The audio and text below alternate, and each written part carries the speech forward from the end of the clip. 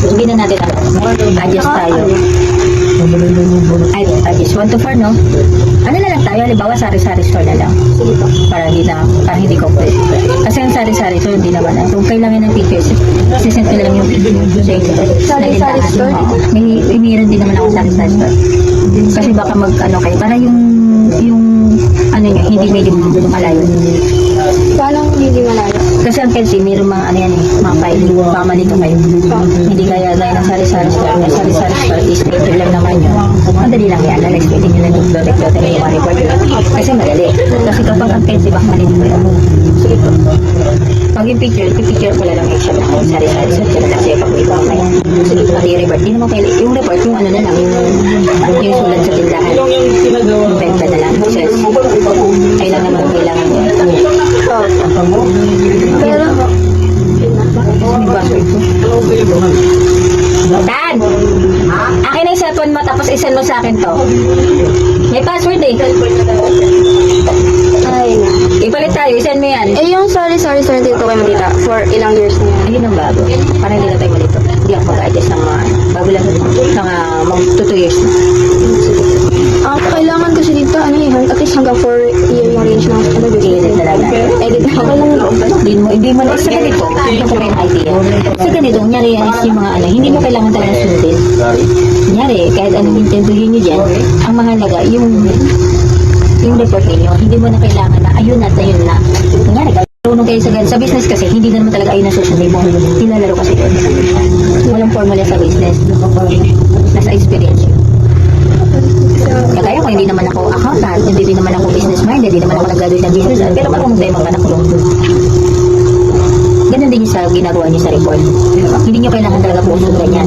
Kailangan niyo lang marunong na kayo sa strategy or yung technique para masundan niyo yung report niyo. So, Ayun lang yung kailangan niyo. mag-invento na lang tayo. Mag-edit. Kasi usually sa accountant, tsaka din dito sa business, mag-edit lang naman yan. Diba? Marunong lang. Sa negosyo, dapat marunong na kayo mag-edit. Huwag niyo masyadong seryoso. Kasi minsan, yung masyadong seryoso, baka magkaroon kayo. Ang kailangan lang dito, kahit wala ka naman pinag-aralan, marunong lang kayo ng technique, sa diskarte. Imagine nyo lang yung ito, tsaka yung business na papasukin nyo sa report nyo, marunong lang kayo dumiskarte. Hindi nyo na kailangan, diba, 4 years, kailangan nyo maghanap ng tao na may 4 years. Paano pag yung 4 years? Diba? Pipiliin yung 4 years. Ganun dapat, i-edit nyo na lang, pagpiliin nyo na. Kasi usually, ang business ko na sa 10 years. Okay lang yun, kita kahit yan. Ako yung niloloko mo ko, sabi mo kanina 4 years tapos Hindi, okay lang. i-edit nyo na lang. I-adjust ko sa report nyo. Alam ko sa all experience kasi na-analyze kung paano nagpo-progress yung income ng business nyo. Lalo na, kasi panahon yan is papers na yung sinasabi is pandemic yun. Kahit hindi naman po, literal lang start ang first year. Yun ang yung sinasabi ko. Basta gagawa kami ng ganun dito, draft. Line up siya. Ito hindi ka marunong. Ako na po, yan ang kailangan na namin sa records. Kaya po yung ganito yung I-edit nyo na lang yung sales. Huwag na kayo mag-business sa sales, i-edit nyo na lang yan. Kasi mas maganda na kayo ang mismo mag-edit kaysa yun. Sabi ko, para masundan nyo. So, I mean, huwag nyo, i-edit nyo na lang yan, i-report nyo ganito. Para, alam nyo, kasi mamaya yung mga sinabi ko, hindi nyo matandaan, mag-error. Edit nyo sa mga gagawin mo. Mag-base kayo doon kung ano yung knowledge nyo na naintindihan nyo dito sa report nyo, sa report nyo. Kasi baka minsan may interview kayo na malalim. Nakakapuluan kayo. Paano yung start? guide questions na ito, bali, dagdag explanation na ito para sa beta namin. Ang kailangan po talaga is yung records mo. Para makagawa kami ng graph. Start ka natin. Sari-sari start lang tayo, ha? Opo. When did you begin your business po? Nag-start ang yung Kelsey Consumer Goods way back 2022.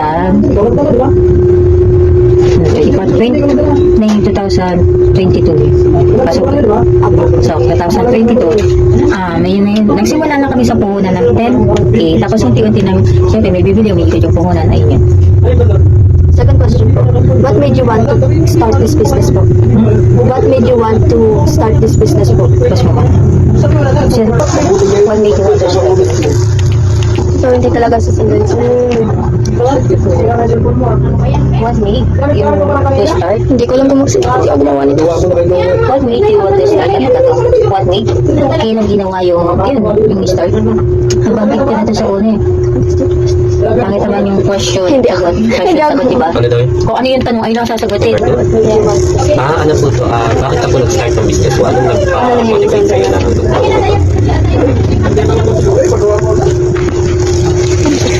Karamihan naman yun, diba? Kailangan natin maging pambayad sa expenses, kaya tayo nagbi-business. Tama, diba? Yan na.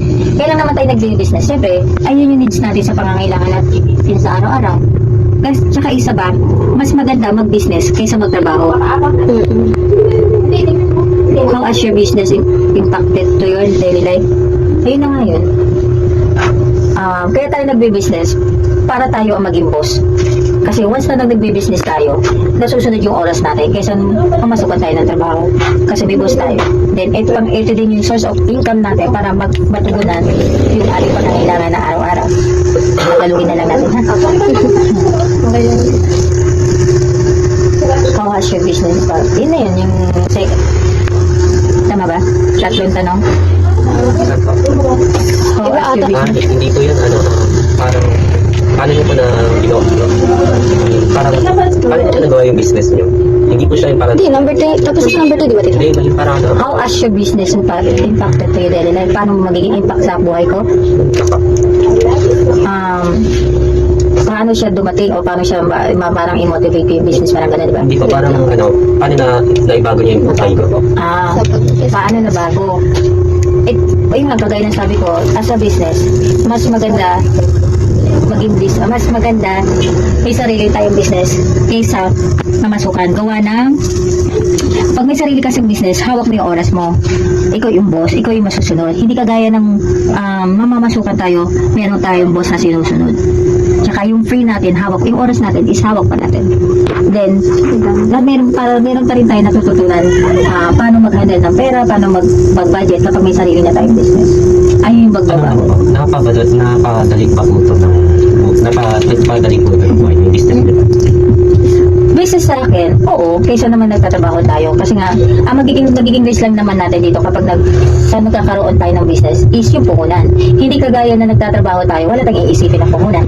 Wala tayong iisipin na malulugi tayo. Hindi porket sa business naman, yung difference nila, kapag nag-business ka, tatanggapin mo, may mga risk na tinatawag. Pwede ka maglugi, pwede ka mag-success.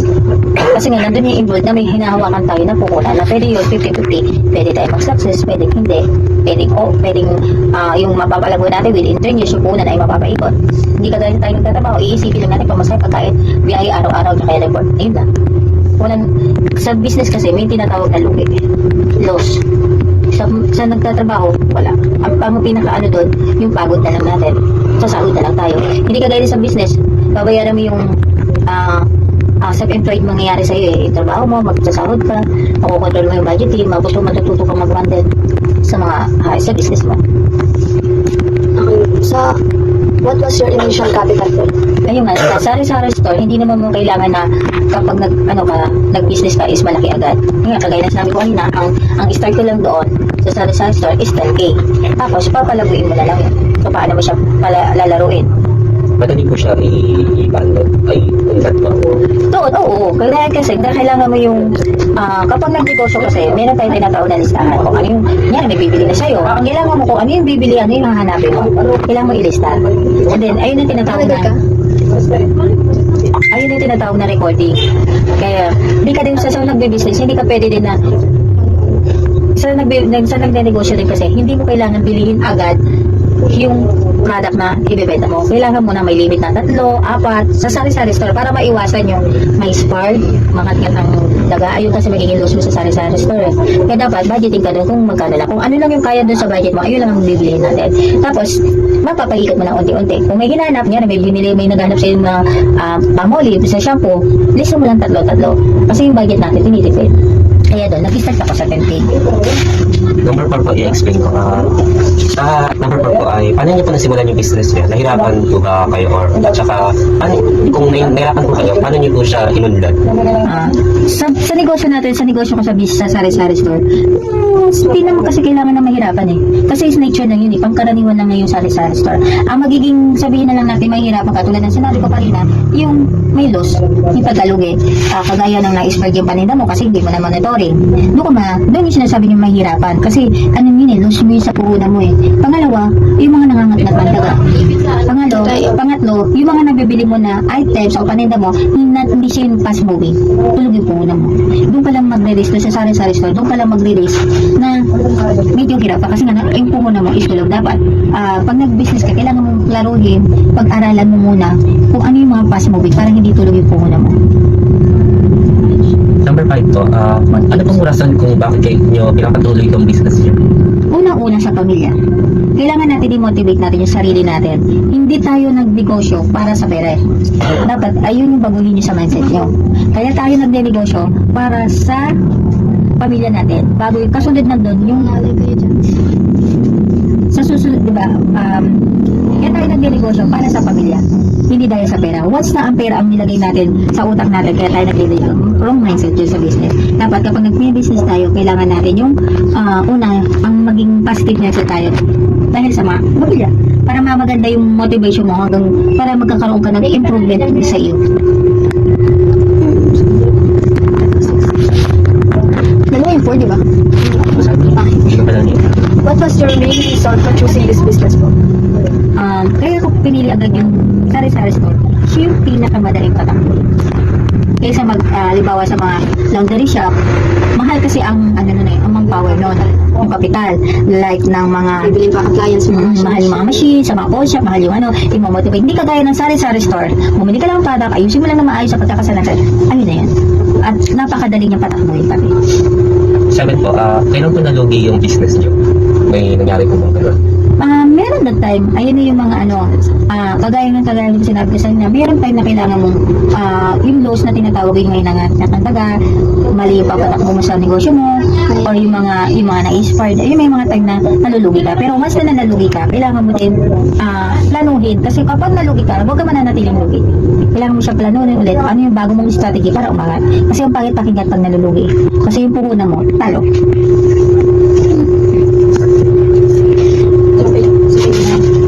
Have you ever considered quitting po? If so, why po? Kung consider kung aayaw na ako sa business. Eat lang ha, eat. Para sa akin kasi hindi eh. Para sa akin walang ayawan pagdating sa negosyo. Kasi once na umayaw ka, talo ka. Kaya nga kayo, tulad ng sinasabi ko, kahit na madapa ka, kahit nalugi ka na nalugi, laban pa rin. Kasi ayun yung growth natin eh. Once na kasi, para sa akin ayoko mag-quit. Ayoko yung umayaw. Kasi nga, once na umayaw ako, mamamasukan ako, mas serious sa akin yung mamasukan kaysa umayaw, magtrabaho ako kaysa magtinda o magnegosyo. Mas pipiliin ko kasi talaga ang negosyo. Kapag may nag-offer po sa iyo ng trabaho na mas mataas pong income sa business niyo, papayag ka po doon na nanonood po? Sa akin hindi. Sa tagal ko rin kasi na nagde-negosyo, ayoko. Dati kasi ako empleyado eh. Ayoko yung sinisigawan. Ayoko yung pagsasabihan ka na iba. Kasi kapag masukan ka, tanggapin mo lahat ng binabato sa'yo. Like yung mga pangit na salita, ang bubububo, ang tanga-tanga mo. Kasi hindi mo pa pwedeng mag-complain dahil boss mo siya. Tama o mali ka, mga tuwing ka, mali ka pa rin. Kasi nga, mayroon kang boss na kailangan mo sundin. Kaya ba sa akin, ayaw. Kasi gusto ko na mag-negosyo. Kahit operan niya ako ng mas malaki kasi nga malalayo pati ako sa pamilya. Tsaka sa age ko, hindi na rin talaga pwede. Nandaan ka na tita. Ito po. How do you attract customer to buy your products po?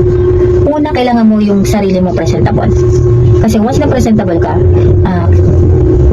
yung consumer mo maakit na kasi malinis ka. Pangalawa, kailangan mo yung product mo, kailangan mo paano mo ibenta, paano mo siyang i-promote, paano mo siya paano mo maiinganyo ang customer na bibili din sa paninda mo. Or, pangalawa, kahit hindi, yung dadating na hindi ka bibili, pero mapapabili ka. Ayun sa mga una, tsaka maboka. Yun ang tsaka yung personality mo as huwag kang basta sa customer. Ayun. So number 10 po, satisfied ba po kayo sa nangyari ngayon sa business niyo?